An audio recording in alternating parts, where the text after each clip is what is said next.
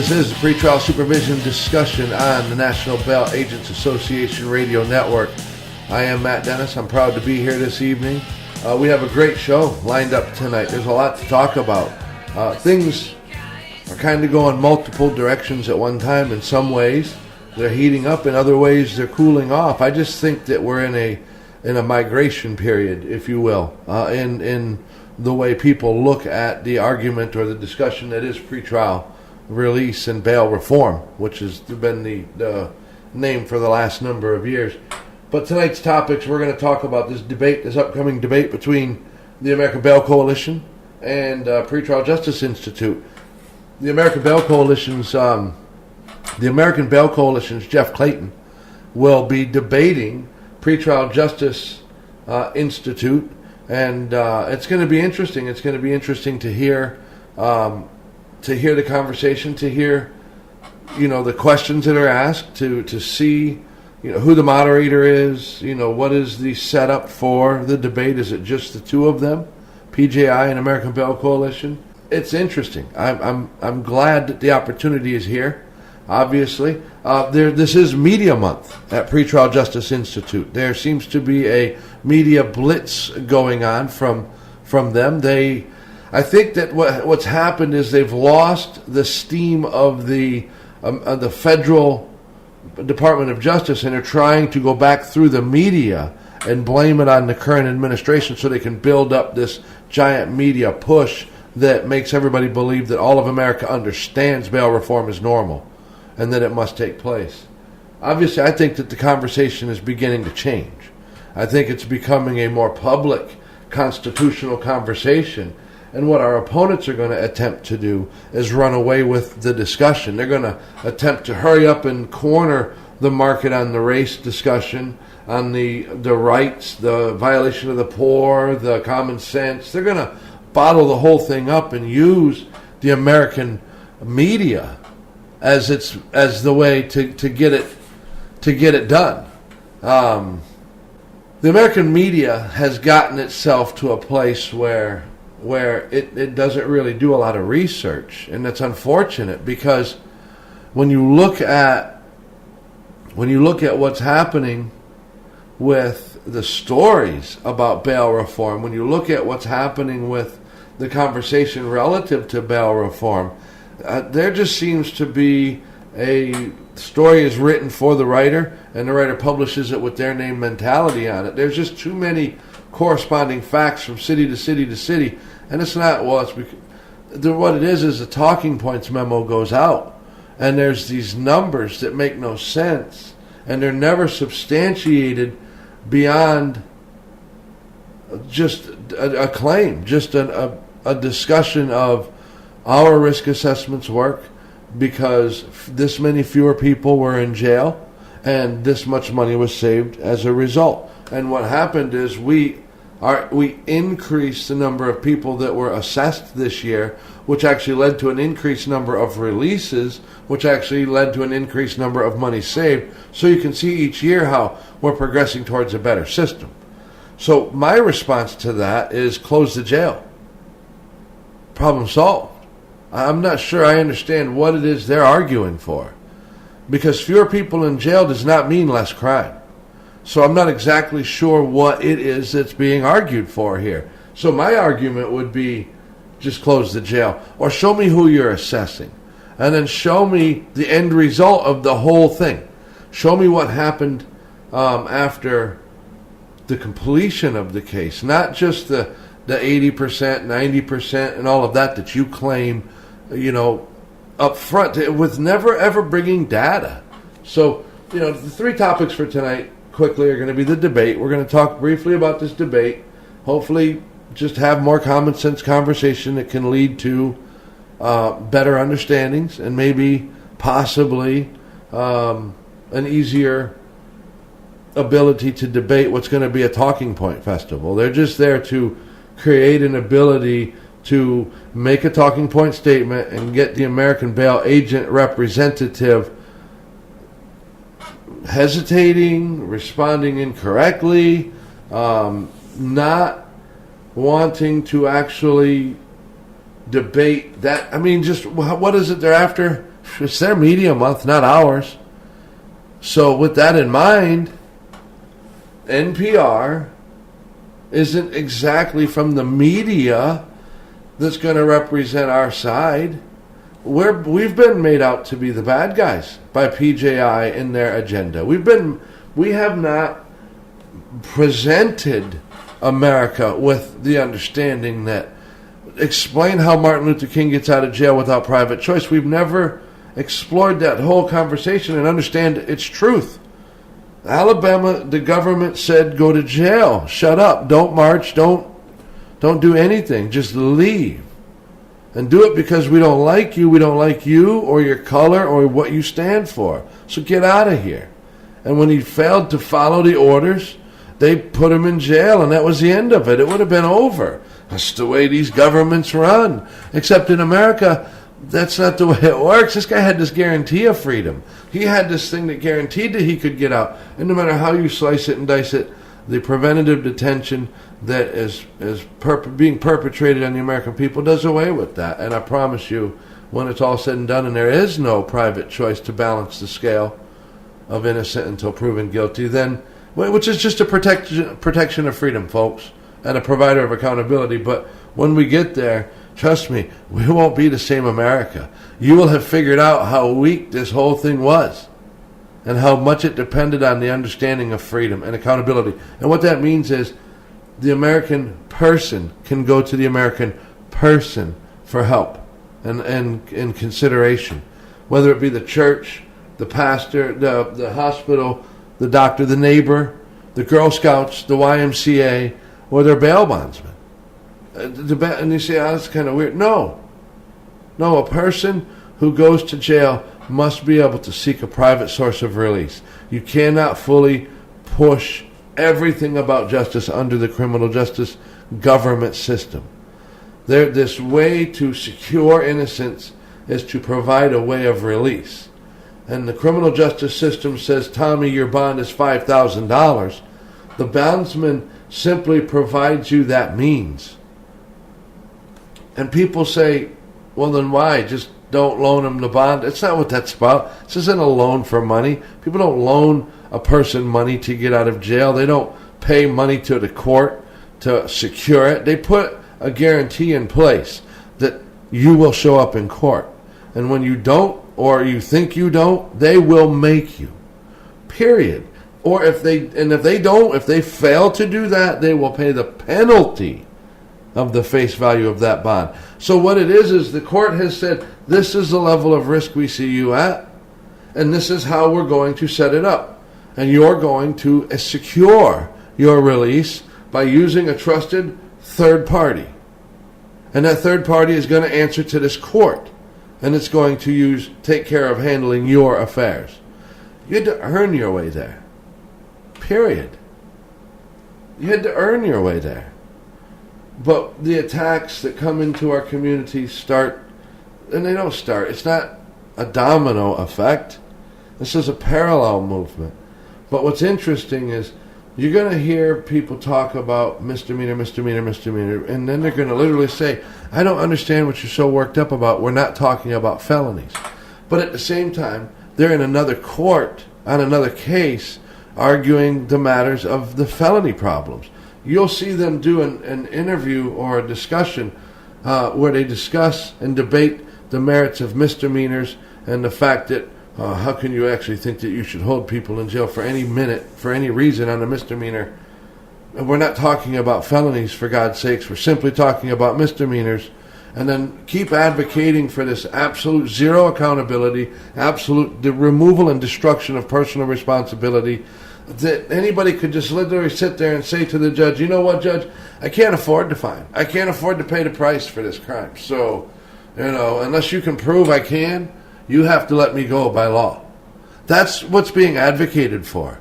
This concept that it's the judge's responsibility, that the court has this burden to determine whether or not it's imposing financial burdens on a person that's poor. In other words, creating an environment where they only suffer because they're poor. Because if they had money, they could pay their fine. So the fact that whatever the reason they have no money, they're immune from personal responsibility. They're immune from accountability. They're absolutely available to everything being just handled for them. So they can walk through life without any care or respect for any other single person's space, freedoms, private wants and desires to be left alone. You can just impose and intrude upon anybody by simply making the statement that you're poor and attempting to burden the court with having to prove you're not. That's making the statement that how dare you let one man go because he can afford his bond and not the other. Just let all the misdemeanors go. That's the right way to solve this problem. No misdemeanor should be held in jail. Then they fold their conversation in the very next layer over to the felony court. And they start to have, and this is, they talk about, we're talking about felonies, we're talking about dangerous people, we're talking about the worst of the worst and everybody that needs to stay in jail. Never let them out. How dare you consider that a person who's violent be able to make bond when a poor misdemeanor guy is stuck in jail simply because he can't pay his bond. And that is the first time you see these two come together in a conversation when they're compared to each other in this way that now you double victimize the accused misdemeanor person because the felony guy makes bond, but the misdemeanor guy doesn't. I don't understand that because it doesn't make any sense at its face. But we don't have a conversation to combat this that makes a whole lot of sense beyond the understanding, at least in the cities that I'm familiar with. In most cases, the misdemeanors aren't making bonds, are they? They're not even doing bail. We're being required to post bonds. In the big cities that I deal with, the most people, mostly in misdemeanor courts, you're seeing repeat offenders or specific crimes that are being made to post secured bonds. And here's what I mean by that. People who have a charge of shoplifting, and this is like their 8th charge at the local stores. And, at this point, the court is aware of this person, the jail is aware of this person, the judge is aware of this person, and what it is it's this stair step into getting you to stop shoplifting. And it's not the action of the bond that's doing it, it's the action of the judge, and it's the action of law. It's the habitual offender stuff. It's the ability for your problems to compound as you continue to make bad decisions. You see, here's something that's really interesting about the human being. Even when faced with being in trouble, people can sometimes continue to get in trouble. But others actually are moved away from getting in more trouble with the prospect of getting into more trouble. So you're hoping that you gain more people walking away from crime by using punishment than you do ignoring the punishment. But what would happen if there was never a punishment? Who would walk away then? And if you're going to build a system where the court can't defend itself against a cry of foul, I don't even know how you expect that court to operate. I don't know how anyone would expect that court to function. At one point, doesn't the whole court just collapse in on itself? At one point, when can the judge say, you know what, I'm going to do my next option? You're no longer on your own, pal. Here's your leash. And that leash comes in so many forms and so many opportunities for the judge. One of them is the bondsman. Now, PJI and others will say, no. The bond schedules ensure that they get out on money bail. That's not true. There's a choice being made there. A defendant can go, accused person can go to the jail and pay a bond and say, here, I don't want to stay and wait and see the judge. I'm going home. I'm going to go home and I'll come back on Monday or Tuesday or Thursday or next month or whatever and see the judge on my court date. That's totally acceptable. when that person has done something that the judge said they need to be secured on. Maybe it's a violent crime. Even a misdemeanor can be violent, people. Don't ever forget that. There's hate crimes that are misdemeanors. There's animal cruelty crimes that are misdemeanors. There's child cruelty crimes that are misdemeanors. There's drug crimes that are misdemeanors. There's theft crimes that are misdemeanors. There's fight crimes that are misdemeanors. There's personal injury crimes that are... there's all kinds of misdemeanors. Okay? Sometimes it's a misdemeanor only because it's your first offense. It doesn't mean that you didn't do something that you should be somebody should pay attention to you for. Not everybody can just be trusted to go home after they're charged with a crime. You have to look at each one. And the judges do that regularly. The police officers are the first one to do that. And when they charge people, they're making decisions. In many cases, city charges in today's world are being written into the criminal codes locally to where they're basically a catch and release system. And then what happens is the police realize, if I write this charge, you're not going to jail. If I write this charge, you are. Same charge, but one's a city misdemeanor and one maybe is a state misdemeanor. They're both misdemeanors, but it's whose rule. If it's the state rule, then it doesn't have to follow any of the extra city rules. Now, where's that important? Places like Louisiana, where you have New Orleans, that is one political way. And then the rest of the state is a different political way and has a different set of beliefs as it relates to crime. The rest of the state is not for all of this catch and release, no accountability, no personal responsibility movement. So you have a criminal justice system that's locked up in a little box in the city of New Orleans as it relates to law and order. So you get a district attorney who actually is elected by the people, of course, to represent the state charges and the state misdemeanors for the state of Louisiana in the city of New Orleans. He is considered the district attorney, and he takes care of the felony charges. But you're going to see that PJI and others have a movement that's in place that's organizing elections. And it's not elections to get rid of Donald Trump. They're not really as concerned with him.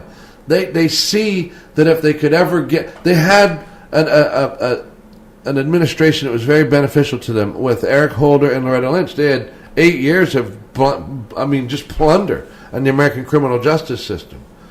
Now, so they know they can get that back at the federal level. What their problem was is they could not get the states to just come along. And the reason why was because they had states like Louisiana, Alabama, Mississippi, not just the South either. There's other states all over the country. But I know specifically these areas weren't allowing these criminal justice changes to take place because they absolutely destroy accountability. They absolutely destroy personal responsibility. They don't make any sense. They've been argued. We have opinions that have come down out of Illinois, judges that have written opinions of all of this bail reform stuff. This stuff is silly. It carries no water. The only place it really gets strong footing is in states that allow it politically to be a big state issue. Politically. So this is a giant, huge political hand grenade that is being elevated now to a media talking point. This, as Van Jones and Kamala Harris and Rand Paul all continue to increase an influence on both of their individual spheres. Kamala Harris and Van Jones on one side, Rand Paul, and to a degree, and I think Chris Christie's mostly irrelevant at this point, but the effect is there. Chris Christie will come out of his office and go into the political world telling people how much political capital he gained, or there is to gain, and being a Republican, quote unquote, and supporting bail reform. Because the social justice warriors have elevated bail reform to the very point of their spear. The point of the spear isn't protests in the NFL, or marches in the city streets, or even Black Lives Matter, or any of the other movements that are going on around the country right now. It's pure bail reform. the social justice movement is pure bail reform. It is the ending of accountability. What I don't understand, and this is something that maybe they don't understand, or there's so much money pouring into them to carry this message. How are they missing that this is the end of their freedom too? Whoever's in power controls the freedom gate. Once private choice is removed, it's over. There's no guarantees anymore. So, I mean, when you talk about the debate, when you talk about the attacks that are coming in our local states and cities over and over, we see Florida just now has released the articles that are coming out of Florida. There's two of them that are real recent. This one here is money bail system challenged in Jacksonville, Florida, written by Larry Hannon. He's a reporter and researcher at the Fair Punishment Project at Harvard University. This is October the 4th. Says it's a 4-minute read. I love the way they do that. Two prominent Jacksonville civil rights attorneys are challenging bail practices for misdemeanor charges in Northeast Florida's 4th Judicial Circuit. We've heard this. Attorneys William Shepard, Elizabeth White argued that current practices unfairly punish those unable to afford bail. The lawsuit maintains that judges in the 4th Circuit, which consists of Duval, Clay, Nassau, don't inquire as to whether defendants can post bail. Instead, as the complaint alleges, the amount of money required is determined by a generic offense-based bail schedule or policy and practice of Jacksonville officials imposing money bail amounts. This goes down tells you about the shoplifting guy. Somebody gets in there, goes to jail on a charge, bonds out because they have money. This poor little homeless, helpless guy can't. His initial bond for petty theft was set at $1,508, and he can't get out. It was increased. Each defendant later had his bail amount increased, although court records didn't explain why. I mean, that's just baloney. There's transcripts. There's so many ways. They don't just go up. Everybody knows that. One judge, who White did not identify, admitted he sets high bond amounts in order to coerce defendants to take guilty pleas. It's much easier, quote unquote, to push a defendant into taking a plea when they're locked up in jail, White explained. One judge, who White did not identify, admits to setting high bonds to get guilty pleas. Come on, man. Injustice Today, Larry Hannon, Injustice Today, this article should be an article. There needs to be an article about this article. This article is an injustice. You're quoting judges to say they violate the Constitution, and you won't name that judge? Are you kidding me? There isn't a judge in America I can't believe there's a judge in America that deliberately holds people or sets high bonds to coerce guilty pleas. Well, number one, I can't believe number two, that there's one that would admit that to somebody. And number three, I don't believe the guy that there is one. He says that there's one and he's not naming it. That right there, this story, this article is over. But that's not the case. This article moves on. Now listen, I want to tell you this. I like this. Jacksonville.com. This is a real newspaper, really, I guess, the Florida Times-Union, not just Injustice Today. And this is Larry Hannon. He's a reporter and researcher at the Fair Punishment Project at Harvard. He is a reporter and researcher. He wrote a story based on a source that won't name a judge that said they violate the Constitution on people simply to get guilty pleas. That's huge news, folks, that there's a judge doing that. And I would really like to know who that person is, Larry. And since you did the article, there's a judge that's admitting to this guy that he deliberately holds people. And that's a crime. Destroying bail does not fix that. For the record. Okay? For the record. That does not change a thing. Destroying accountability and personal responsibility does not end that judge's violations. So, but on the other side, Jacksonville.com, the Florida Times-Union, this article on October the 9th by Ken Burke. It's a guest column.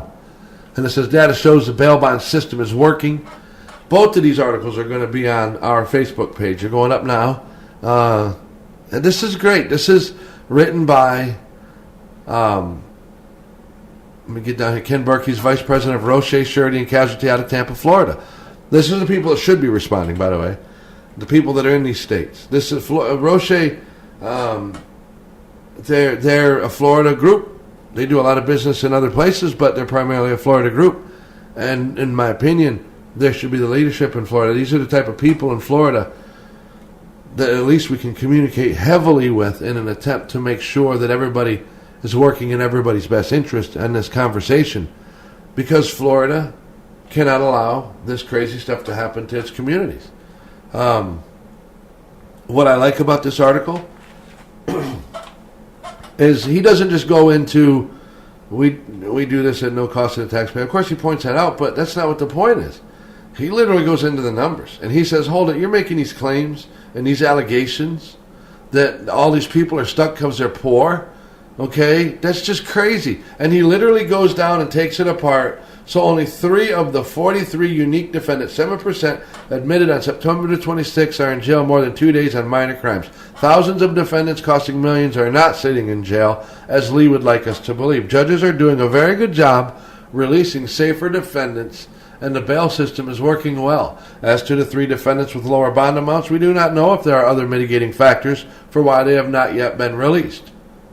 Duval County has a taxpayer-funded pretrial services unit whose purpose is to assess minor crimes and advocate for release. In 2015, over $1 million of Duval taxpayer money was spent to release 1,799 defendants. Why these 3 defendants remain in jail is unknown.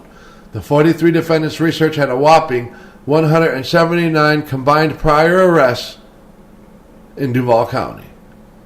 Want to save the taxpayer millions? Find a way to fix the criminal revolving door. Guys, that's so true. This is such a well-written article. I mean, there's no two ways about it. One of my favorites. It's on our site. It's been on our site all day. It's going to go back up again because it does exactly what everybody should do. First of all, show them the truth. Show them the real numbers, the real data. Challenge them to release it, because everything that they claim is replace it with the risk assessment.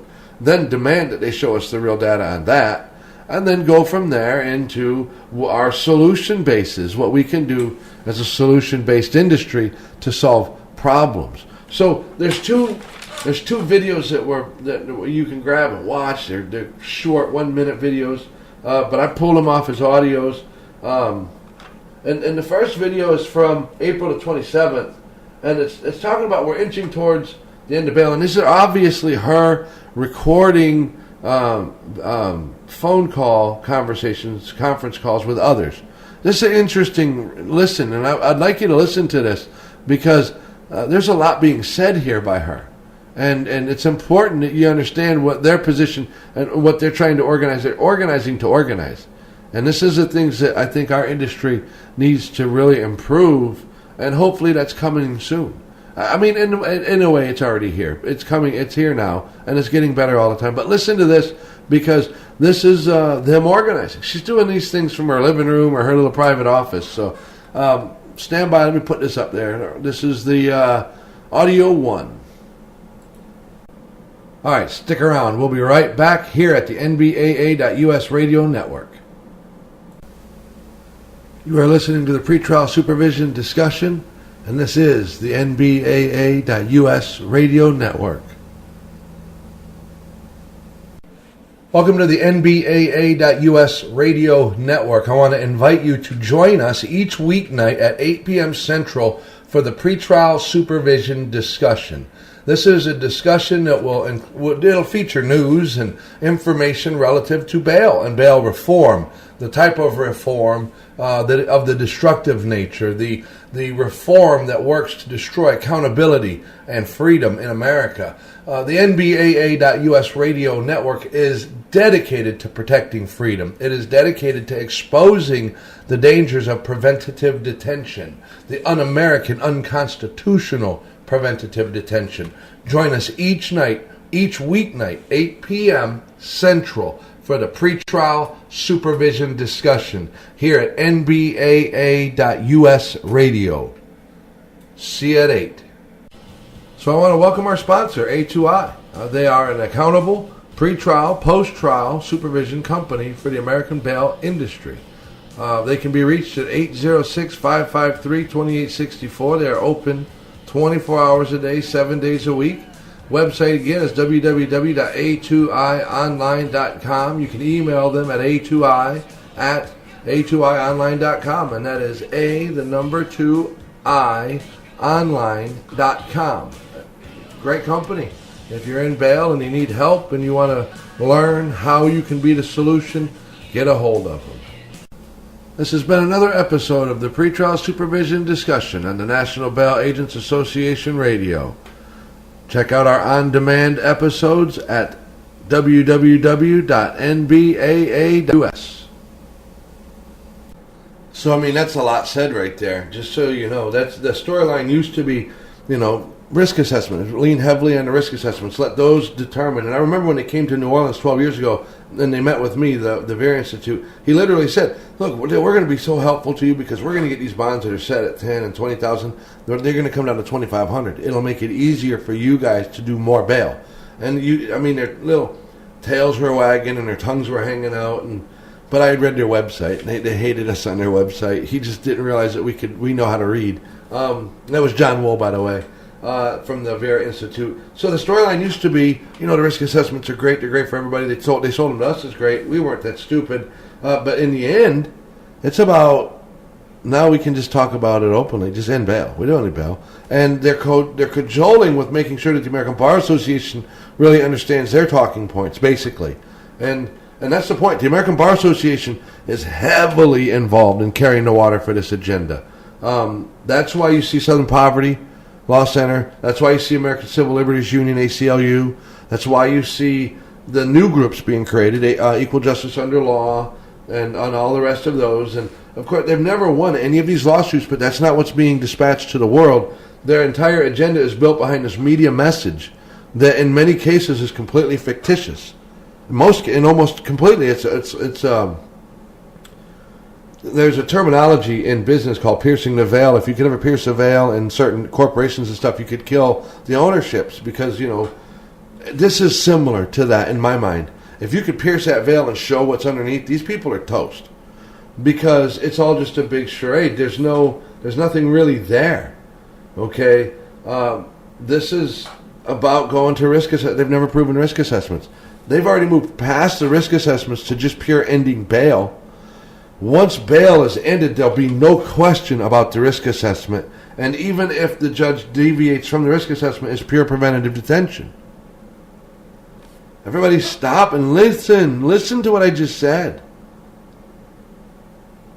That's how close this is. It's not even about. They've moved on. The risk assessments is their weakness. That's one of the reasons why they're moving on. They really don't want that exposed. And if they could get past that to where we're toast and gone, even if the risk assessments are exposed, if we're over the hill and rolling down to hell, then it's okay. They don't mind if they lose their risk assessments. That's fine. Because at the end of the day, it had nothing to do with those risk assessments. It was about shifting it back to a bureaucracy. And this bureaucracy is something that I think they think they're going to control and then fold it back to talking about the American Bar Association coalescing with them, the election talk about getting different people elected. This is, this is Denver. They're very happy that they ended bail schedules in Denver. This is the old, two people go to jail, same charge. One guy can afford to get out, the other one can't. The way to be justice correct is to make sure that nobody gets out, everyone sees the judge. And then when they do, it's an ROR or preventative detention. Lots of catchphrases, no facts, obviously. Still hidden, still racist, still for-profit, risk assessment. But it's a discussion about how they've gotten into the system is following their lead. They're following what they're being told to do, and they're doing it exactly as they're being told to do it. Listen to PJI talk about their successes in Colorado. They're really enjoying themselves over there, I can tell you that much. A couple of hot spot kudos with respect to Denver. They have eliminated their money bond schedule for felony defendants. This is a really huge hurdle that they jumped over. Initially, they were really kind of happy to let go of it for misdemeanors, but had thought maybe they would really need to keep it in place, their money bond schedule for felony defendants. But that's not the case now. So they've eliminated the money bond schedule. They're holding folks in jail until they can see a judge, but the process is moving swiftly. They've increased their release on recognizance rates from about 6% to actually close to 50% for folks who are going through the process now that the SMART pretrial framework includes. They've scaled back. This is another really big deal effort, which is they've scaled back their supervision for low-risk defendants. So this is in keeping with the risk-need responsivity work that we know is true, where low-risk people really do best if we intervene with them the least. It saves our resources as a community for those who require a little bit more monitoring or supervision. And their safety and appearance rates are still as good as they were before. So congratulations to Denver, and we'll continue to publish outcomes associated with that. Yakima County, they are now assessing 100% of defendants booked into the jail with the public safety assessment tool of the Arnold Foundation. They're measuring outcomes actually for the first time in their court's history. They have an appearance rate of about 80% and no new arrest rate of about 90%. So there you have PJI and Arnold. I mean, is there any doubt that it's an organized, coalesced, coordinated group effort? Again, I'm going to tell you, PJI is the media wing of the communications wing of the whole thing. Okay, the Arnold Foundation, they've had to have a risk assessment formula provider, and they tried a few methodologies local in the courts. There was too much exposure to the failures of it locally for anybody, because if the judge is responsible for the risk assessment itself, that judge is never going to use it. Never, never, never. Because they're going to realize that every single time that low risk score is used and then something bad happens, that's just going to smear that judge horribly. So it doesn't take long for that to wear out. So that's why you get to these mandates of, preventative detention. That's so much easier for a judge when it comes to the choice of destroying their own name, with the idea that they're going to follow a 3. One of the things that's snagging them is probably what's confusing you right now. What happens with the in-between space? And that's where the judge says, you know what, I'm going to give a bond. I'm just going to be on the safe side. I'm going to set a bond. Maybe, to a degree, this whole conversation has led to the judges thinking twice about maybe setting it a little bit lower. But I think that it's going to take an interactive bail agent that's going to have to come in I think it would be better if it did it as a group effort, but whatever. But if it came in and educated its criminal justice system, then I think that its criminal justice system could learn to rely more heavily on the bail industry for being a solution. That's so important a part of the conversation. And I think it's being missed a lot. Our opponents never show the data. They show data, but it's not relevant data. It's just shock and awe data. I mean, it looks great. Again, fewer people in jail means less crime. Close the jail, there's no crime. You have to go deeper than that if you want to have a data discussion. You can't just say that. You can't just say fewer people in jail has created an industry of savings. I hope that's the case, but we need to get to the nuts and bolts of this thing and determine if that's true. And I'll be the first one to demand massive increases in everything if this turns out to be true.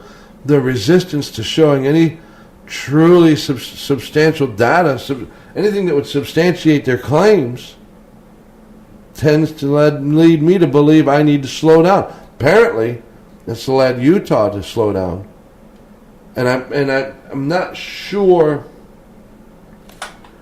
PJI is in a media month. That's go to their Facebook page. It says right at Media Month, October, Media Month. Now we have this debate coming with American Bail Coalition. If our talking points are ready, we're going to do great. People aren't in jail simply because they're not stuck in jail simply because they're poor. They're stuck in jail because they simply cannot afford their history and their charges. When you read this article out of Florida, this guest column, I mean, he tears the numbers apart. He just takes a sampling, Because you don't have to be a rocket scientist to do a sampling, but you do have to understand the jail system, how to read the jail list, know the ins and outs of it, because you can take these docket masters, these minutes apart and tell people exactly why this or that didn't happen as it relates to a person's release or why bonds went higher. In the other article, this guy says that he won't name the judges that said they set bonds high to torture people, basically to violate their constitutional rights. Each defendant later had his bail amount increased, although the court records didn't explain why the amounts were up.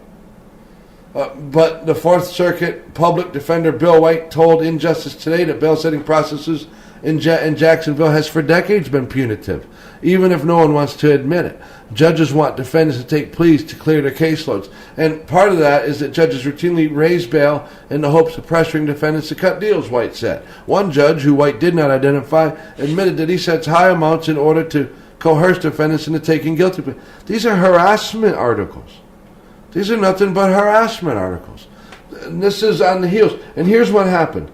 They come in, the lawyers, because it's an agenda. They're told, this is here. You take this up in your state. You file. In Louisiana, you see Bill Quigley, Loyola law professor Bill Quigley, has the author or who's filed some of the lawsuits across Louisiana challenging the constitutionality of private choice, challenging the constitutionality of choice at all for the court, thinking that the only thing that America should be able to serve up is detention, preventative detention. I mean, for some reason, in their mind, preventative detention, the refusal of innocent until proven guilty, the refusal of the Eighth Amendment is constitutional, where the additional choice to the system of secured money bail is not. One of dozens of ways a judge can have you released. Just because it says a $500 bond doesn't always mean that you paid money to a bondsman. The vast majority of the time it means you didn't. That little $500 bond you paid at the jail. You paid in cash. Maybe it was a signature with a promise that you would pay $500. Sometimes you see money amounts attached to bonds that didn't cost money at all to get out. In most cases, in St. Tammany Parish, Louisiana, for example, in most cases, the court set no bond amounts, period, so they can collect money themselves on the release. By setting a bond through a bondsman and outlawing the ability for the court to collect money, that would be more justice, if you use the argument of our opponents. But I think that the court has made it legal for judges and courts to oppose fees on pretrial issues for the court. In other words, what does that mean? The private world is going, you lost me. You go to jail, you're charged with a crime. You pay a $15 jail fee, a $25 jail fee, $30 jail fee, $7 jail. It just depends on where you're at. Many of my offices in this country, everyone has jail fees. Every single one. No matter what happens, at the end of the day, this is a fee because we did paperwork on you. That's not us, the bondsman, that's the jail. And that's not being discussed. Not that it should be. Not that it shouldn't be. The question is, why are we talking about choice as a bad thing, but we're not talking about all the other financial issues that are just going to still be there? Do you think taking away private choice is going to take money out of the equation? That no one's going to need to use money to get out of jail? Even your free programs cost money. Free lawyers, public defenders cost people money. Those aren't free. These guys have to pay money every month to these lawyers. Albeit it's not a whole lot. It's a lot less, but the quality of defense, you're not actually even getting what you're paying for. To tell the truth. It's not really a knock on the public defenders. You didn't used to be. But today they're just activists. Most of these public defender offices are activists. And therein lies your problem. Communication. Activation. Messaging. Discussion. They've gotten into your criminal justice classes. They've gotten to your professors. They've gotten to your lawyers. They've gotten to your public defenders. They're trying to take over elections. They're trying to win elections by changing the discussion. Philadelphia's district attorney is a pure anti-accountability radical. And that's the end of us with that election. And it's designed to win this one, win that one, spread it next year, win this one, win that one, spread it next year, win this one, and get that slow cancerous growth. And that will happen if we don't create a counter conversation. If we're not able to create a counter conversation. And never forget, every single time you talk to these people, every single time you debate these people, every single time, first of all, if you're going to sit down with a radio host and they're going to interview you, they're going to come up with these, well, let me ask you this. So many people say that so many poor people are stuck in jail simply because, what do you say to that? I mean, they're prefab questions. They go to their thing and they say, look, I'm going to do an interview on bail reform with Michelle Esquenazi. So this dude gets an email of questions. And he goes straight to his little thing and he reads the question straight off his computer screen to her. Because that's what they have. They have a series of talking points. And depending on the audience, they plug the talking point in and use it as necessary. It has nothing to do with common sense. It has nothing to do with right or wrong. They're going to answer whatever and they don't have to show facts and they don't have to show figures. And it's all about gaining these grants. They're using grants to get in. They're getting tax dollars at the end of the deal. It's a big thing. It's a big back and forth. It's a big, unbelievable back and forth. To give you an idea of what I mean when I tell you, they literally talk in circles. You can get both. Elisa Simpson, who's now in New Mexico, was in New Orleans for a long time. We have her on tape from her New Orleans days talking about how successful their program pretrial is, where they've done this with counseling and job placement and getting them to finish school and drug testing and all of these interactions that they enforce as pretrial services. And of course they get paid, by the way. They get paid a fee for their little service all over the country. Look at our mom's pay schedule out of Colorado. It's huge. They get paid. They double dip big time. And they also collect taxpayer. That's what they charge. The average person pays, by the time they're done paying the fees on our moms each year, they've paid for a $25,000 a bond per year. The premium on a $25,000. The average person in the RMOM system in Colorado. That's Rocky Mountain Offender Management System. Insane. And they collect almost equal tax dollars. So they're collecting both sides. And that's really the scam. That's really the scam, by the way. So let me go to this audio. This is Talking in Circles cut. You're going to enjoy this because it's just an example of what I was trying to get to, where you're going to hear Lisa Simpson talk about no imposing of what they do to successfully create this success rate. And then in another hearing she's describing how it's unconstitutional to even ask a person what they're charged with, and that judges doing things like making people get a diploma or getting jobs is unconstitutional. And I'm thinking, wow, he can't but you can. And that's really what this thing is, and that's just insanity if you ask me. But this isn't Lisa Simpson. This is Talking in Circles. This is a Vera Institute employee explaining how they do everything, full circle. You'll like this.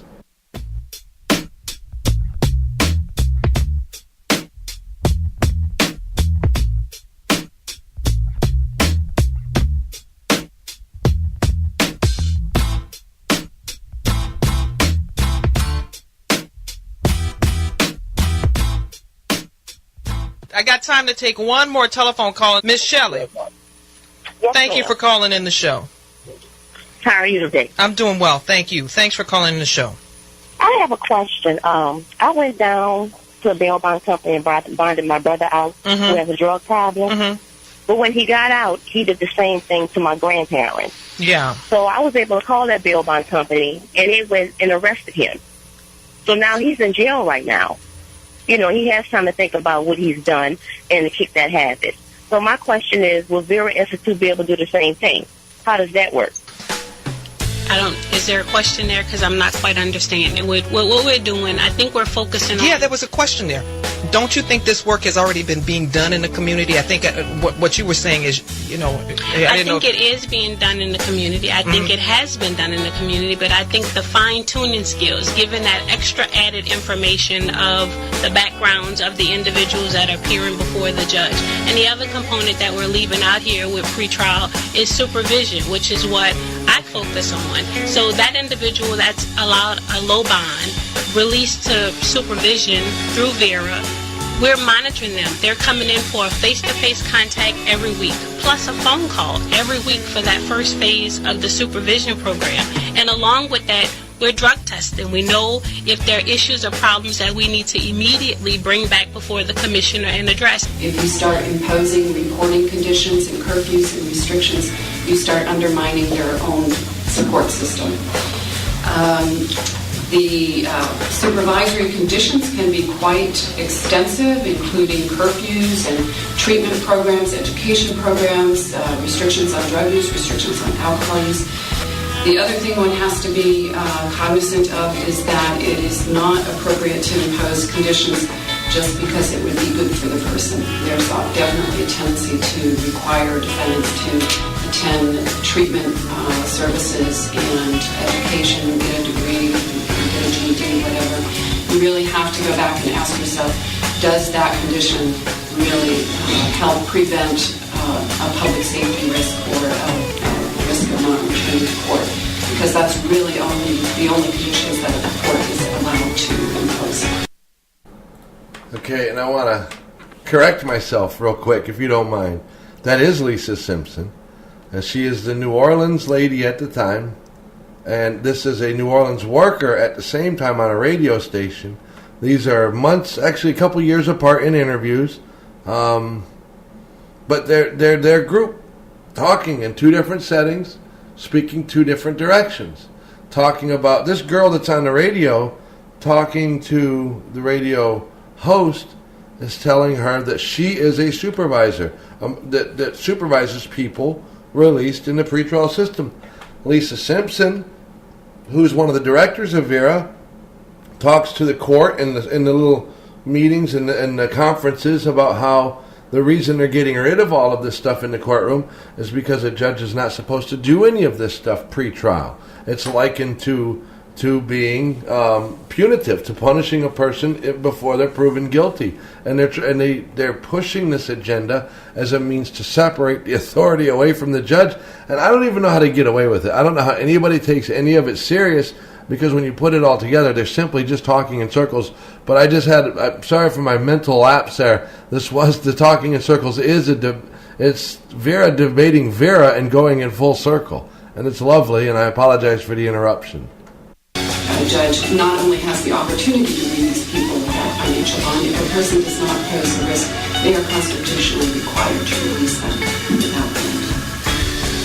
And yes, to answer the caller's question, we do have that ability to say, Judge Hanson, ABC has occurred, and this individual needs to come before you to address. Just as she was able to call the bail binding company and said, my brother did ABC, we have that same ability to get them back before the judge immediately to get those issues addressed. So you have somebody who can go and pick them up? No, we don't have anyone to pick them up. Suppose the person flees. When a defendant released on a pretrial services did not appear at court, nothing happened to the pretrial investigator responsible. No questions were ever gone back to the pretrial investigator about why they were released. I think at the end of the day, guys, what you're hearing is concern about public safety. So, I just want to tell you, right there at the end of that, what Lisa Simpson said on her part was that, in fact, if you find that they pose no risk at all, you're constitutionally required to release them without bond. Now, this is her speaking in New Orleans in criminal justice things, and it just didn't fly. It wasn't really flying to begin with, but after the Mother's Day shooter and the exposing of the risk assessment on him, and the fact that after shooting 19 people, he still only assesses a 7 out of 24, when you hear Lisa Simpson speak, you can't help but laugh. The lady's a joke. Are you kidding me, lady?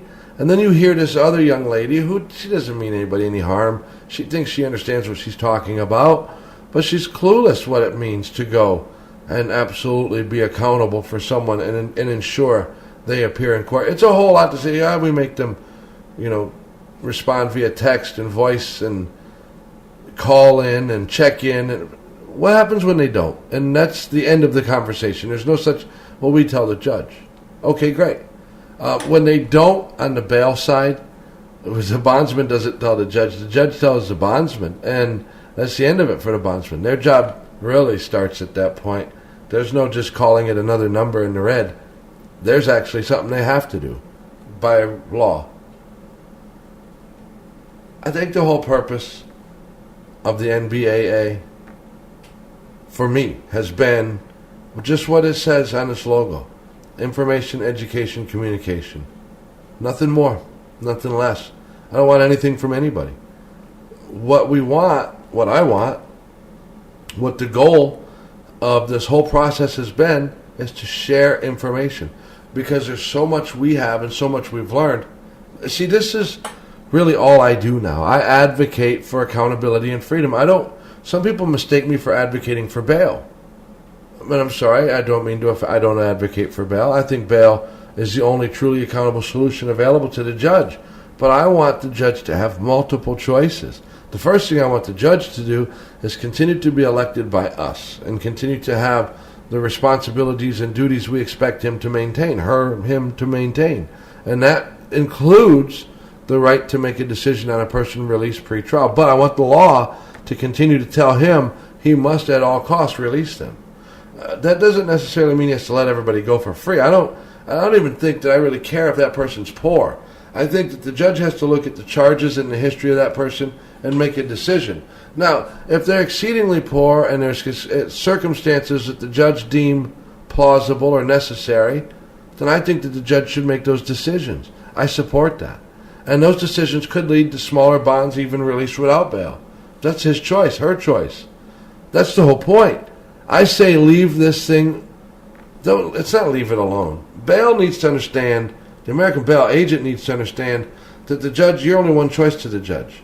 And the judge needs to continue to have that choice as one of his choices. But I think bail should do a better job giving the judge more choices. I think bail can do a better job giving the judge more choices.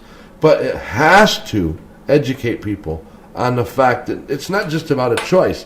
It really is a protection of the freedom, in the sense that this is the balance, the private industry balance. This is the public's way in to keep the scale even. There's so much to talk about, and this show gives us an opportunity, and believe it or not, we do very well, listener-wise, live.